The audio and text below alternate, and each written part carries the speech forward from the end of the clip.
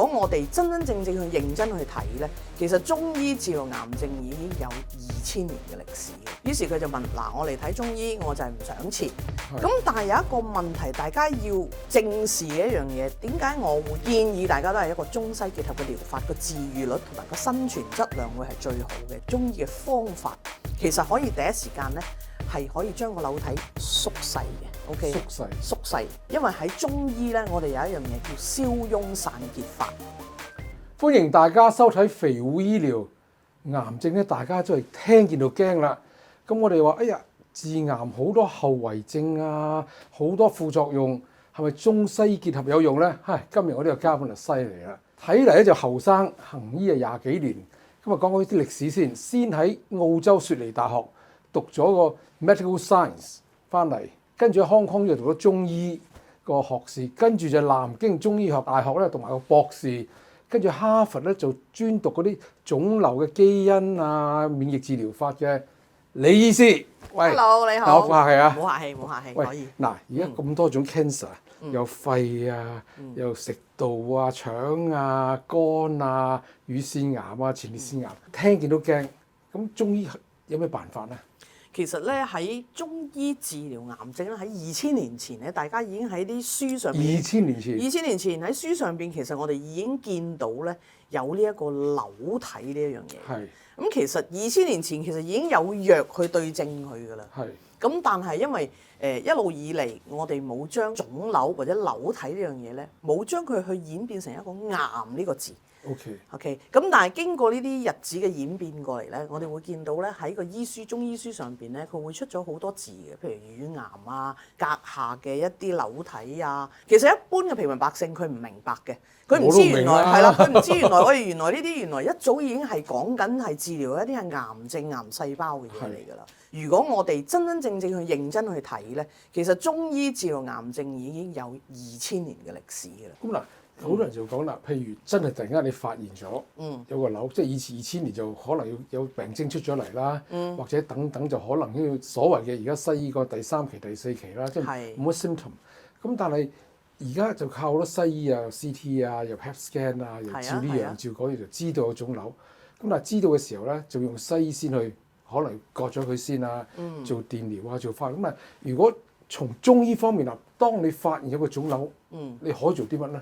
嗱，其實好多人咧嚟到睇嘅時候咧，我發現有一半嘅人其實佢唔係好接受自己做手術嘅。例如做乳癌或者做肺癌咁啦，咁你切咗就冇咗噶啦嘛。大家啲心肝脾肺腎內臟係咁大就係咁大個噶啦。你切咗佢唔識得再真係好完整地去生翻一個出嚟嘅。咁所以好多時候佢哋會覺得，我唔想切啊。於是佢就問：嗱，我嚟睇中醫，我就係唔想切。咁但係有一個問題，大家要正視嘅一樣嘢，點解我會建議大家都係一個中西結合嘅療法，個治癒率同埋個生存質量會係最好嘅，就係話。但係好多人就係驚，但係佢驚嗰個心理因素咧，你唔可以 force 佢嘅，即係你唔可以逼佢嘅，因為點解咧？佢真係驚到咧，瞓唔到覺啦，食唔落啦，其實佢個病情係啦。佢演變到一個階段就係唔應該喺2個月變得咁差嘅，就係因為你俾咗佢咁大心理壓力要做呢個手術，佢就跟住咧，哇，每況愈下，一日比一日差。咁所以中醫咧，我係2000年前講緊患咗一個癌症 ，OK， 佢哋唔識開刀㗎，佢哋淨係用藥㗎咋，或者用一啲外敷嘅嘢啊，或者用一啲其他方法，艾灸、針灸、按摩、推拿，唔知佢用乜嘢啦嚇。其實用中醫嘅手法，或者我哋叫做中醫嘅方法，其實可以第一時間咧係可以將個瘤體縮細嘅。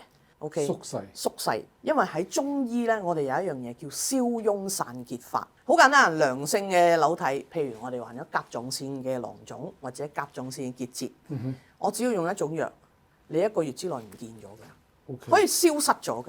咁其實良性嘅瘤體同惡性嘅瘤體一樣，我哋係可以用消痈散結，但係惡性嘅瘤體因為有其他問題，因為佢分泌好多嘅嘢去毒殺你其他嘅臟器啦。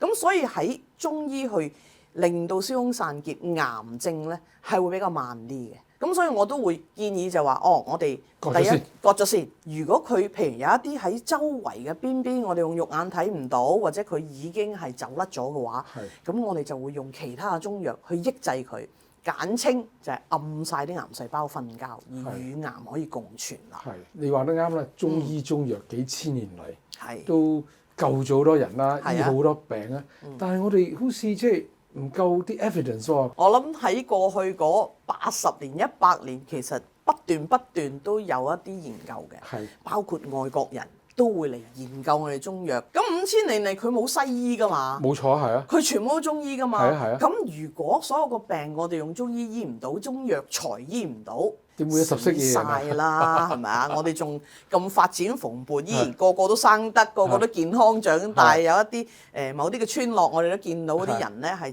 超過120歲嘅。係中醫藥嚟講，我哋係可以令到嗰啲人係越嚟越健康。係咁如果我哋用中醫藥去抑制一個癌細胞嘅時候，我哋會見到佢係會完全地係與癌共存。聽到胰臟癌，我諗大家都會好驚啦，因為胰臟癌可能同肝癌呢一啲咧，可能就係一個好短期，大家覺得哇，我發現咧已經即係所剩無幾啦，可能係講緊以月去計算啦。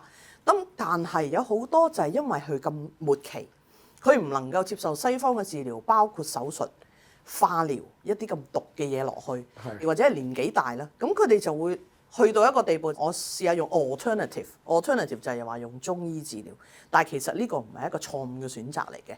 喺佢嘅 situation 喺佢哋嘅狀況嚟講，如果我哋用中醫治療，其實而家好多胰臟癌啦、肝癌啦，甚至有好多好複雜嘅 liposarcoma， 最近我哋常見到嘅一啲胸腺癌啊等等，其實喺我度佢哋治療到而家可能已經5年、6年，係完全好人一個嘅正中藥都可以咁做到嘅。咁嗱，係咪每個中醫都有唔同嘅方咧？我哋啲無知嘅人啊，本草綱目啊等等，咁嗱西就好多 evidence 啊，寫定話你咁就用呢個嘢。但係譬如從中醫嘅角度，點樣同西醫即係結合咧？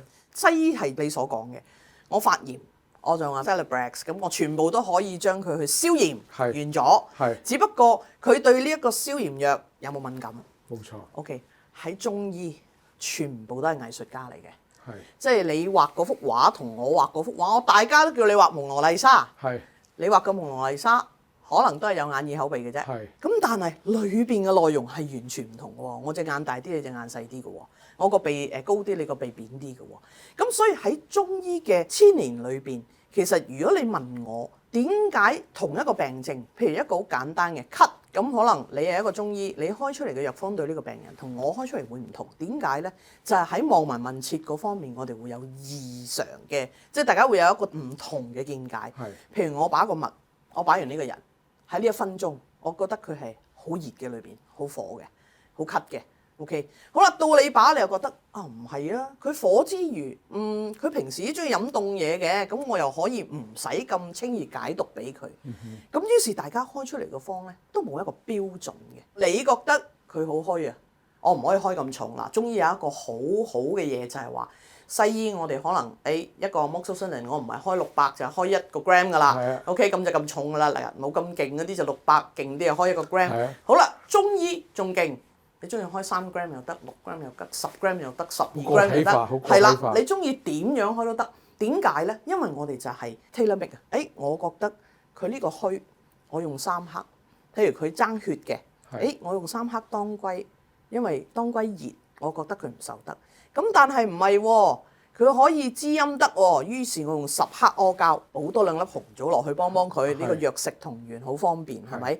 咁於是中醫嘅 tailor make 就咁樣出咗嚟啦。咁所以每一個醫師咧所開出嚟嘅嘢，唔會話係特定地，我可唔可以對症到啊？係咪一個病就係開同一個？所以啲人就話，我係咪要睇老醫師啊？我係咪睇經驗方嘅醫師啊？我會唔會睇啲出名嘅醫師啊？就變咗要咁樣走咗出嚟咯。咁但係呢樣點去解決啊？即係好多中醫師啦，咁同一個病同一個人，3個醫師可能都唔同啊個藥方嘅嘢，係咁邊個最有用？咁唔係話你要大家都同一樣，但係你點去解釋3個醫師開唔同？喂，咁我作為病人，喂，我信你定信佢定信佢啊？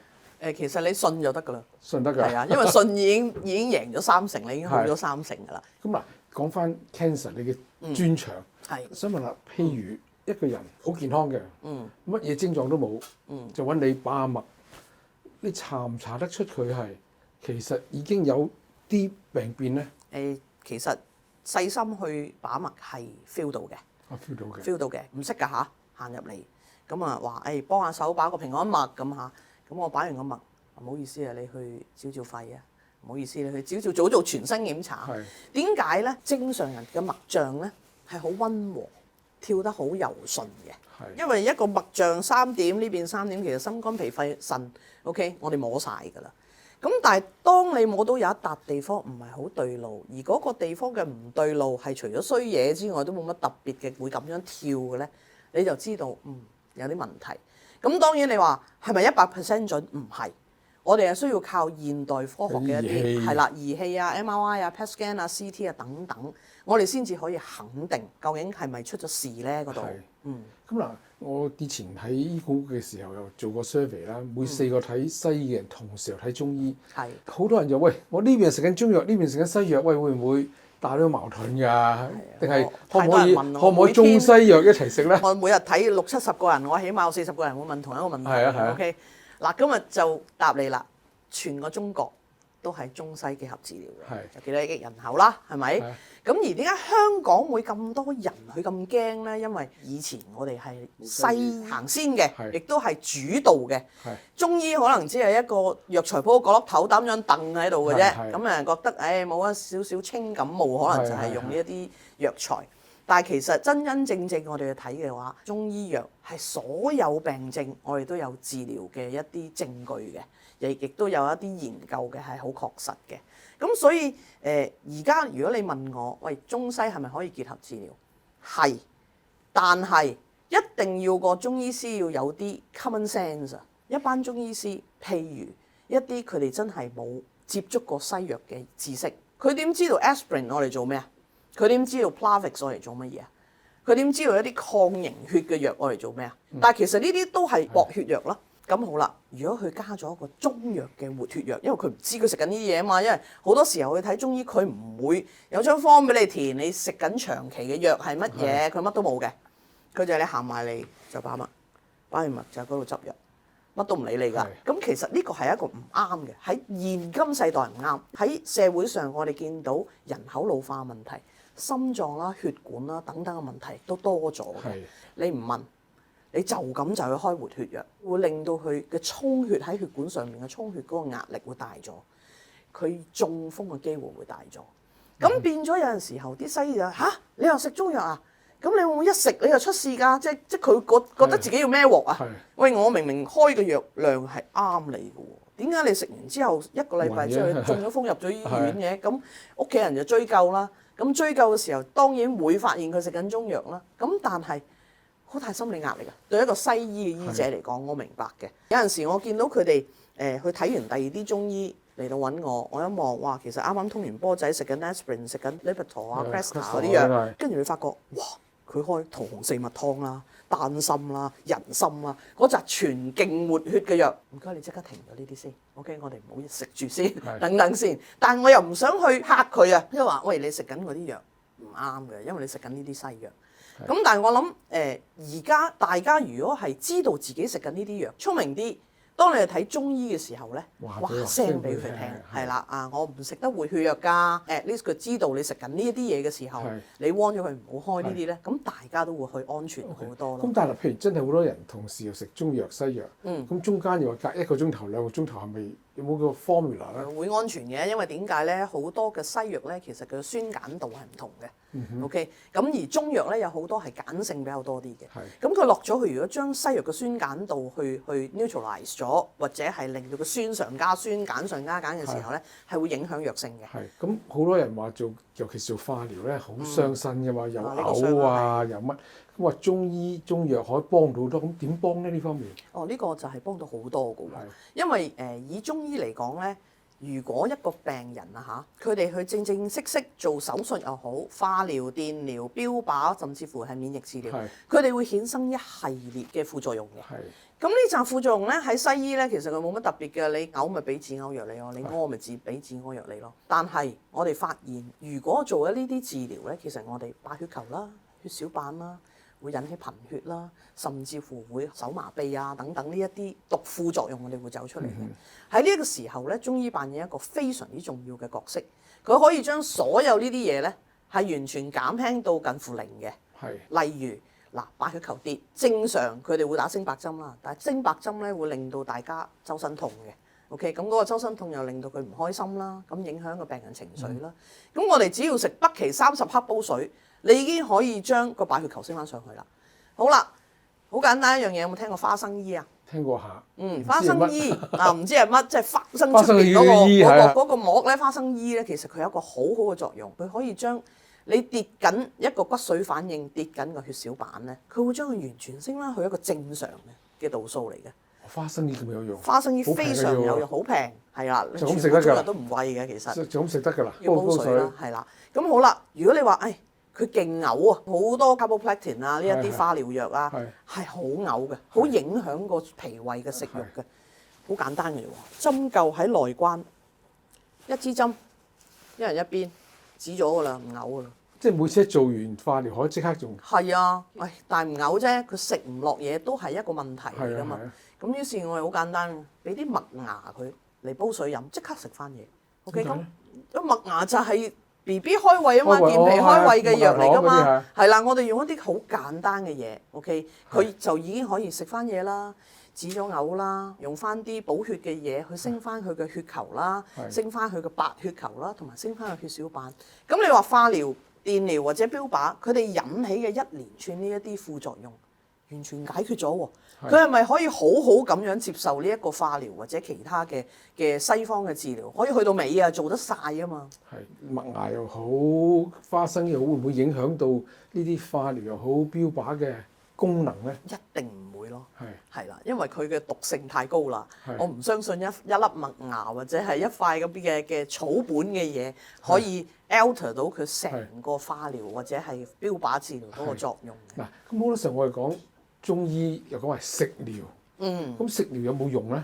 食療有用，但係用喺一啲佢哋用藥，譬如你知道是藥都三分苦嘅，咁但係如果有啲人真係我唔得㗎，我已經開唔到胃，你再對啲咁苦嘢落嚟，你俾乜佢擺喺佢面前佢都嘔㗎啦嗰陣時。咁於是我哋就會用食療啦。咁好多時候我就會教病人就係煲湯啦。咁煲湯你好簡單啫，一定係瘦肉㗎啦、鷓鴣啦、烏雞啦等等呢啲係滋陰養血先啦。如果佢唔夠氣嘅，好謝嘅，打完之後真係連起身都起唔到嘅，我哋咪教佢煲啲北芪黨參咯。咁北芪黨參落咗個湯，其實冇乜味㗎啦已經。OK， 咁喺食療嗰方面，佢咁樣嚟到飲咧，咁佢唔覺自己食緊藥啊。喺心理同埋生理上咧，都幫到佢嘅呢一個。而家藥食同源好多啦，譬如你哋平時見到嘅淮山杞子啊呢啲嘢，我哋都係屬於係食療嘅一種咯。多謝晒李醫師，希望我哋個個都健健康康。記住收睇下集嘅肥烏醫療啦。